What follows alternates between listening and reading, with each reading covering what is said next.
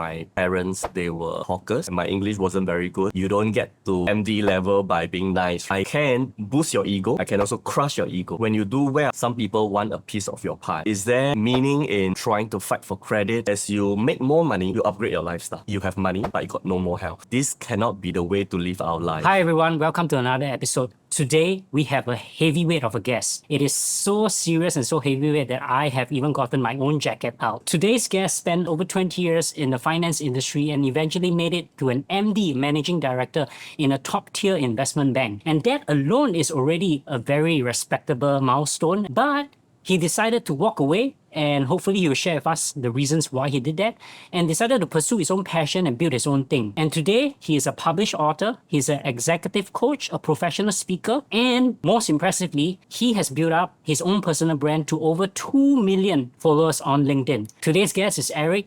Eric, thank you for coming and welcome. Thank you, Shao, for having me. Really excited to be discussing about the topic you are most interested in. Yes. So how Eric and I came across is he was so kind to actually watch my YouTube video, and I have been following his journey and his content on LinkedIn as well. And we just naturally hit it off and just exchanged message. And he's so kind today to do this interview with us. So Eric, for those who are not so active on LinkedIn and have not heard of you, could you just introduce yourself a little bit to the audience? Yeah, so now I have a portfolio career. I teach in the universities. I also coach. I speak around the world.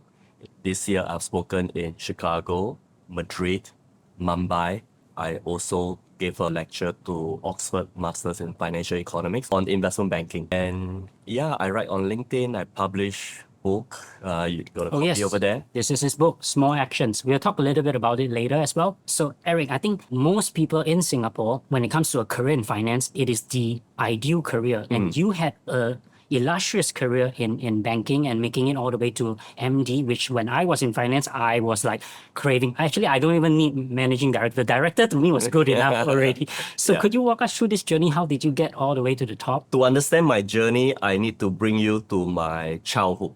So I was suffering from inferiority complex. My parents, they were hawkers. So my father sold prawn noodles in the hawker center. Is you in business? Yeah, no longer in business. You took good care of them then? Yeah, I took good care of them. So without good English, without knowing the world, except at the hawker store, I have always been, or in fact, I have been always following other people's footsteps. So when it comes to choosing secondary school, I look at my senior. So they went to Anderson Secondary, so I went. When they moved to Anderson Junior College, I went also. When they chose engineering, I also followed. Then when I was in university, I said, this cannot be the way to live our life. If I keep following people, I'm going to live like everybody else, which is average at best. So then I decided I just want to do something different. So I just go on the other extreme. When buying cameras, I bought Nikon instead of Canon. When buying computer, I bought Mac instead of PC. So because at that time, Mac wasn't popular, in around year 2000. So when it comes to career, I got an engineering degree. So by right, I should go and find an engineering job. But I didn't. I said, okay, let me go and find a banking and finance job. So very fortunately, I got my first job at DBS Bank. And I started out as FX sales. Then I went to do risk management in Stanchart. Then Citi for 8 years. Then UBS. So there's a bit of contrarian thinking even at an early age in terms of how you plan your life ahead. Yeah, trying to be different from other people so that I can live a more interesting life. A lot of people aspire to be the top, and we all aspire to be the top because the salary is good, the prestige, the title. But perhaps you could share, you walked away from that after building, putting in so much sunk cost. A lot of people will find it difficult to do that. Could you share with us that process of why did you walk away and what were some of the things that perhaps from the outside, people or even yourself didn't know that was required to be at such a top level? Actually, my job is very easy in investment banking as MD. My job is to build relationships with customers, wine and dine, understand their problems, and I'm just flying around to meet customers. the heavy lifting is done by my Analyst. my analyst, my team. Which is what I was doing. So I don't even need to do any PowerPoint, Okay. right? So it's a very simple job. I enjoy that a lot, but that is not my calling. In fact, when I was in banking, I was also teaching on the side. My first teaching was in 2003. So you're doing this concurrently. So Concurrently. after work, after your 9 to 5, you Yeah. go teach. Then of course sometimes if it's in the day, then I just take an annual leave and go and do it. So I started with one lecture a year for the first few years. And when I moved to China, then I started teaching it at some Chinese universities. I went to Hong Kong to work with UBS, and at that time, I was an adjunct associate professor with Hong Kong University of Science and Technology. So I'm not doing what I'm doing now after leaving banking. In fact, I was already doing it before. I was invited to give speeches regularly, although I don't get paid for giving speeches. But I knew there's a demand for my journey or for what I share.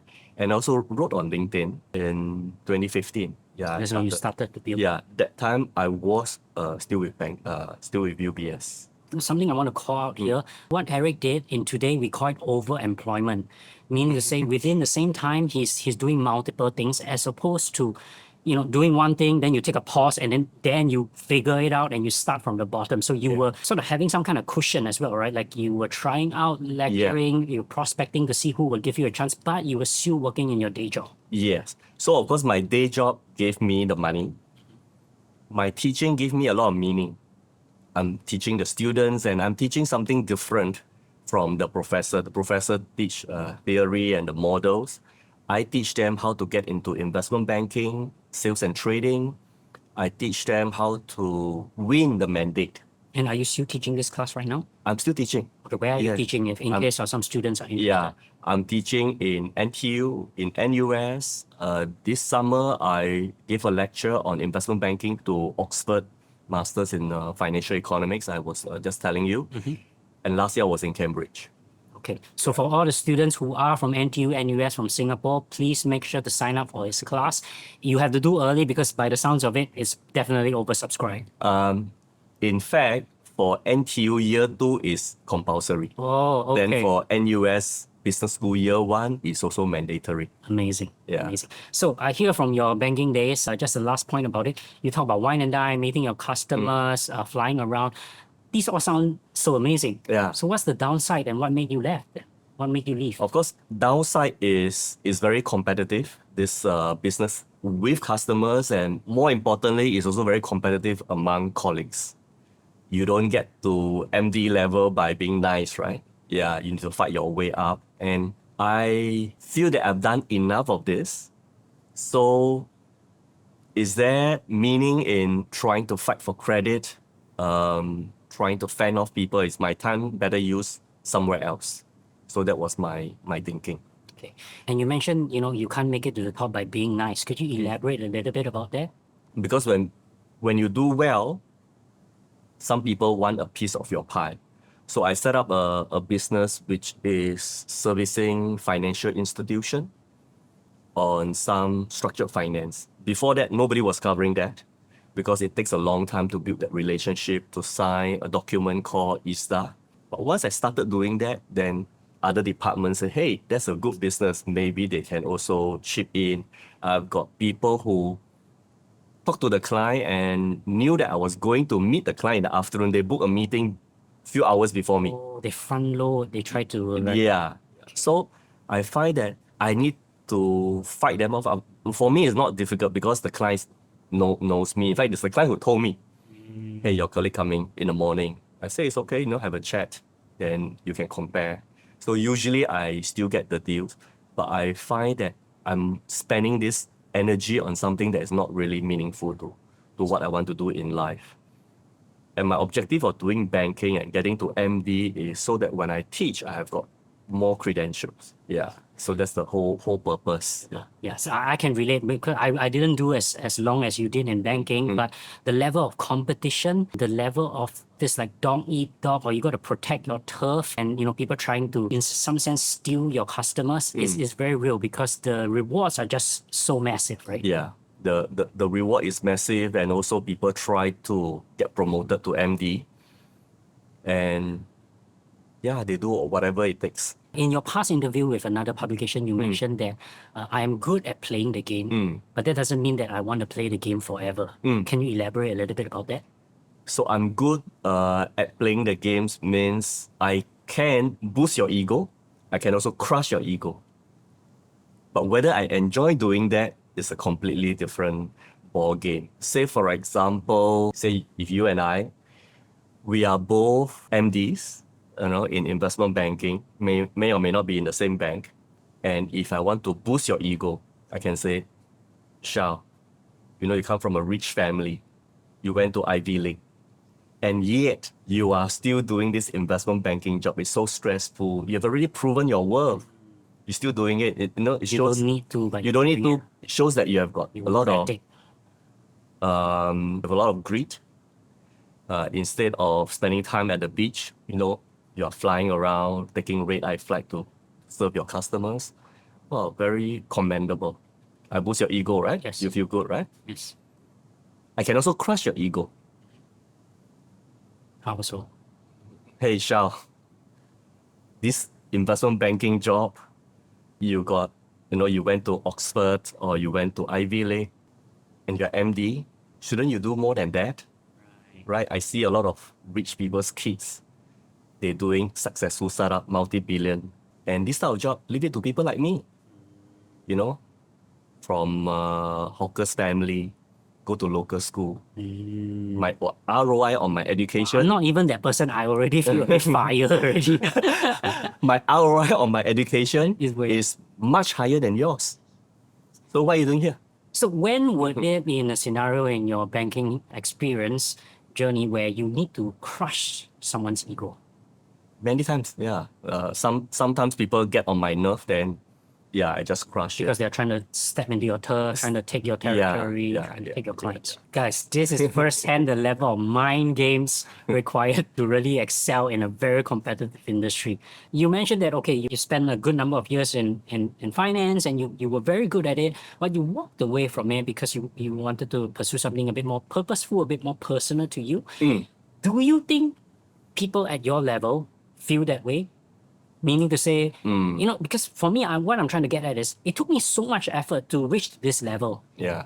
Why don't I just continue? Why do I want to take a risk and try something else? So do you think most people are like that? Or do you think that at the MD level, at the C-suite level, they are happy with what they do? Or they are also a bit jaded, a bit tired, a bit stressed out, and they are yearning to do something I think at personal. the MD levels, most people have some part of their job that they're not happy about. They can still continue doing because the money is good, and if they quit, what are they going to do? So sometimes it comes with the rank, you got secretary to book your flight, and you Fly got business team, class. you fly business class, you stay in 5-star hotel, and you got team of analysts at your back and call. So why should we want to leave that? But for me, I always think about the three stages in life. Stage 1 is when you are young, you have time and health, but no money. Stage 2 is when you are MD, you got money, you got health, but you got no time. Because of work. For me, my time doesn't belong to me. If there's a deal, I need to drop everything and work on the deal, right? I have days where I went home only at 3 a.m. because I was executing some deals. I have got days where I have to cut short my holidays and come back to work. Yeah. Then stage 3 is when you're old, retired. You got all the time in the world. Yes. You have money, but you got no more health. Your knees start giving you problems. You cannot run a marathon anymore. But there's a magical stage between stage 2 and stage 3 where you have all three. time, health, and money, which is what I have now. Okay. My objective is to prolong that stage. I don't want to go from stage 2 to stage 3 without ever enjoying the magical stage. Yeah. And then once you are in the magical stage, there are also other things that you need relationship, you need different skill set. Because what is valuable in your day job, once you quit, is no longer valuable. Like investment banking, because of that skill set, the network, I can make a lot of money. But the moment I'm not in that Out job, of that circle. that is pretty much useless. Basically, I won't get paid as much. Not even It's a not as fraction. valuable in another realm. in Yeah. Another reality. Yeah, Yes. yeah. So that is my take. And for the other people, they are unhappy, but because they want to keep up with their lifestyle, it's difficult for them to quit. What do you mean lifestyle? Can you elaborate? Like, you mean like they have a certain lifestyle, a certain expectations that they Yeah. have that they need to maintain? So as you make more money, you upgrade your lifestyle, right? And you need to keep up with your peers or your industry friends. I give you one example. Please. When I moved to Hong Kong to take up the MD job, I need to rent a place. So for the MD level, usually you rent a place at mid levels in Hong Kong. And the rental, the lower end of the range, is 12,000 US. Okay. So that is kind of matching to my title, the lower end 12,000. I say no, I don't need people to judge me based on where I live. So I live still a nice place, slightly further away, 20 minutes away. It's called Bel Air. Fantastic. It's sea view. It has got tennis court, swimming pools, and it's only 8,000 US. So it's 4,000 difference, right? Yeah, 50%. Yeah. 4,000 multiplied by 12 months, multiplied by 7 years. That's how long I stayed in Hong Kong. That comes out to be 336,000 US. If I took that money and do some simple investment, it can be 400,000. Yes. So you can see the difference. With that 400,000, you can leave a bit earlier, right? That could be 1 or 2 years of expenses. Yes. Yeah. So that is the part about lifestyle where people, when they move up, they also buy a bigger car and stay in better place and also spend money on building a wine cellar Yes. and yes. buy the Ferrari. And then they keep trying to invite their friends over to show off their wine cellar Yeah. and have drinks at their place, right? So many people run out of excuse to invite people. Yes. The first year you can say it's housewarming. Yeah. Second year, nobody wants to come to your housewarming anymore. It must be quite bruising to the ego, right? That Yeah. you value something so much that your peers don't really value as much. So you sort of have to beg them to come over. Yeah, right? and you have to find excuses. And some of them don't even like to drink. But because everyone else have a wine cellar, they have it. Yeah, then, some will build a karaoke room. I say that, that's a white elephant. You sing karaoke at home, is it fun? And all the time, right? Do you even need to invest in one? Yeah, and it takes up space, right? Yes, it could Yeah. be something else. So what Eric is now sharing with us is that even at the top high income level, the highest income level at the top 1%, we are also subjected to lifestyle inflation. We are also subjected to comparison and seeing Same. and afraid of what other people would think. Because this is human nature. So I give you another example. When I moved back from Hong Kong, so I already left UBS, came back to Singapore. Now I need to buy a car. Just now we talked about house, now car, right? Because that's also one of the items. So buying car, do I then buy a car that match my MD status? Because I'm no longer in banking, but I just want to show people that I'm still successful. So I need to buy something that matched. In Hong Kong, I was driving the 2-door convertible car because Hong Kong car is cheaper, so I can afford to do that. If I buy back the same car, same level, at that time would be 350,000 Sing Wow. for that car. So I said, do I need to do that? So I said, no. I bought the smallest car, the cheapest car I ever bought. But I still got some worry. What would people think of me? Then I start meeting people. Sometimes I give them a lift after meet up. Nobody say a thing. Nobody treat me differently. Nobody say like, hey, your car, at your level, you're driving this type of Yeah. car. No, Okay. nobody says that. They are not interested in what car I drive. They are more interested in how I get to do so many things. Of who you are, the things that you represent. Yeah, how come I can get featured by Business Insider? How come I got 2 million followers? Those are more important for them. And to tell you the truth, most people think about themselves than think about you. Yes. So a lot of this worry and everything, it almost sounds like it's a limiting belief. Like you put it on yourself thinking that other people would think of you in a different light. So therefore you need to do this, and therefore you limit your potential and limit your options. Yeah, then you try to buy things to impress others. People are not impressed because they don't even look at your watch. I don't look at people's watches, right? So why should I expect people to look at mine? That's why I wear a Timex. Good I on think you. it's Good on you. yeah, it's been 20 years I've been wearing Timex. Good on, can you show the camera just in case people don't believe, right? Yeah. Yes. So it's it served me well and I like it.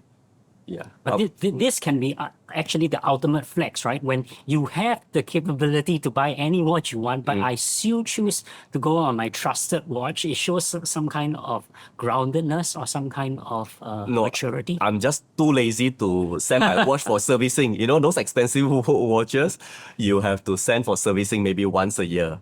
And the servicing cost is sometimes 5% of the price of the watch. I didn't know that. Wow. Yeah. I didn't know. I thought you buy a watch and that's it. You got to keep servicing You it. have to keep servicing it. God. And also those mechanical watch, you need to buy a shaker to keep shaking it. Because I travel, sometimes I need to adjust the watch to the local time. Right. Then you adjusting and then So you can't just adjust it. Those high-end watch. you can adjust, but then it's not as accurate, right? Oh. Whereas a digital watch, you always be accurate because I need to be on time. Yes, I'm yes. always on Zoom lecture. I need to be on time. I need to know the time exactly to the minute. Wow. Yeah. Eric, you just gave us a glimpse into a completely different world of how people operate and think and spend their money. But there's some similarities to everyone as well. So we all go through the same level of insecurity, the same level of aspirations to do something Yeah. bigger. So when you're in your 30s and 40s, you will have to go through this phase of trying to show off a little bit.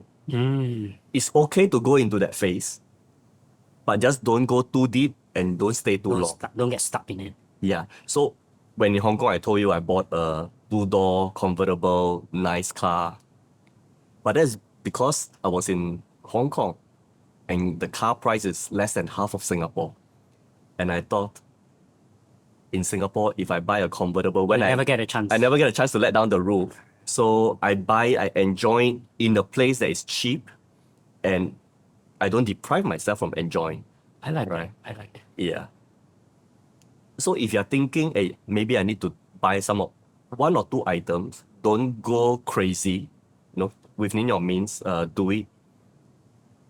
And then very quickly you'll get over it. I like Yeah. that. You're not saying don't make that mistake or don't enjoy it and be so frugal and be so stingy, but take it as it is. When it comes to when you're at that age, if you want to do it, but then make sure that you have something else to move on to.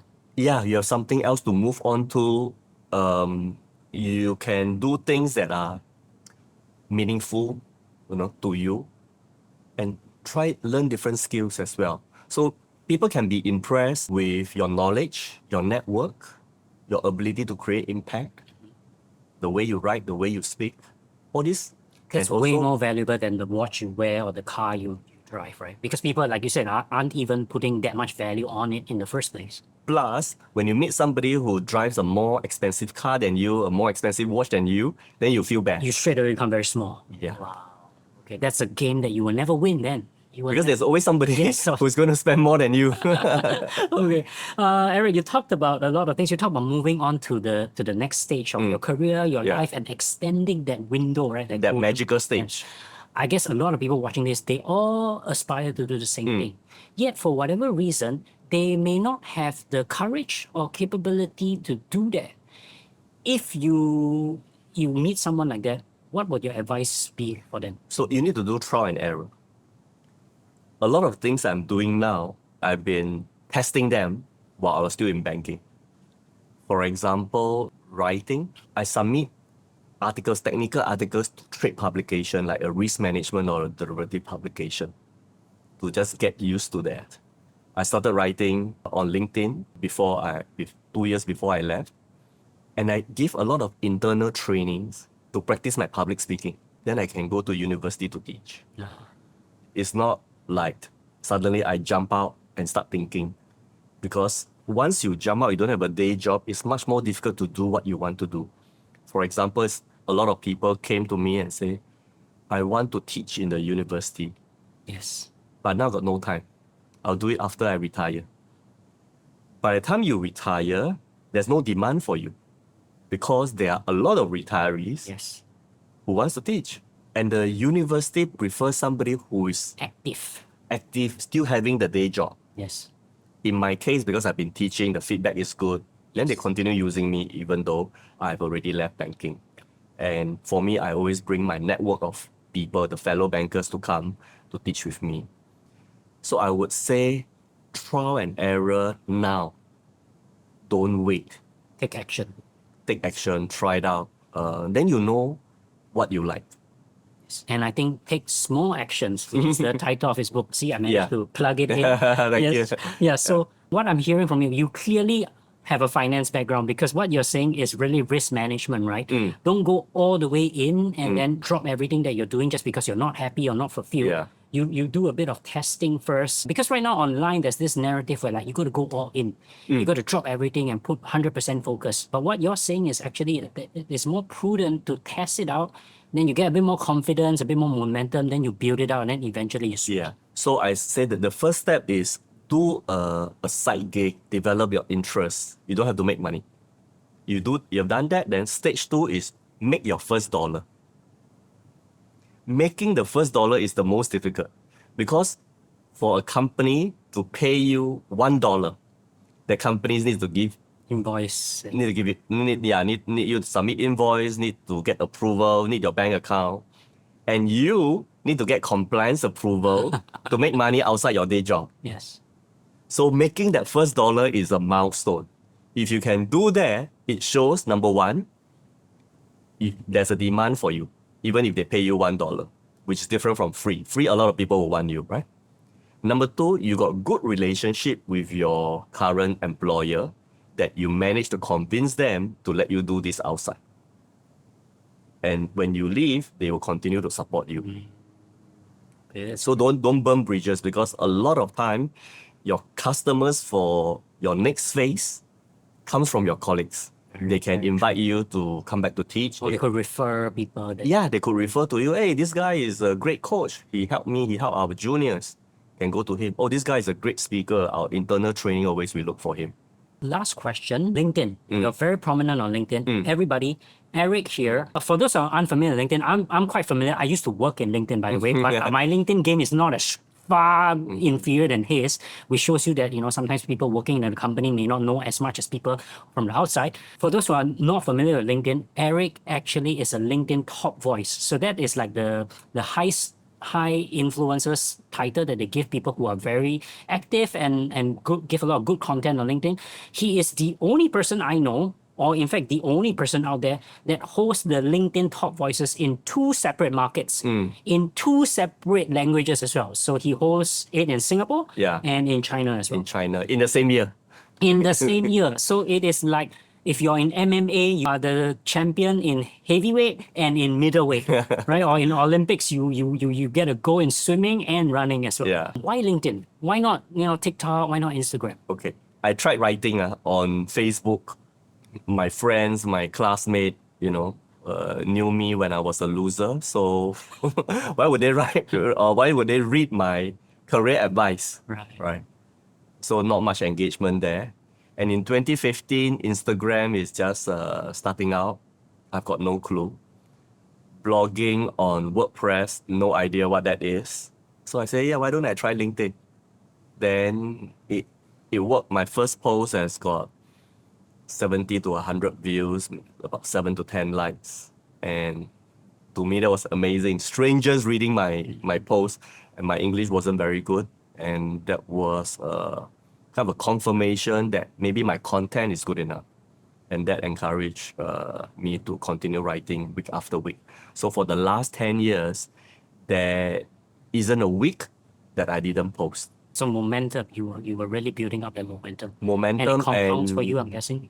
number one is consistency. Because if you say I'll post when I have time or when I have ideas, it's very difficult. Because most of the time you got no ideas, you got no inspiration. But if you set it every Tuesday morning 7:45, I post. Monday night you start thinking. Yeah, and if you squeeze yourself, if you think hard enough, there's something to post. So Eric, we've gone through so much, your banking career, your time in the corporation, to you starting out your own thing, to you finding purpose in how you spend the rest of your active time. For someone that is perhaps new, maybe fresh out of university, deciding how to invest the next 5-10 years of their career, of their time, what advice would you give to them? For early career professionals, I would say build relationship, accumulate your social capital, because that is going to help you get job referrals.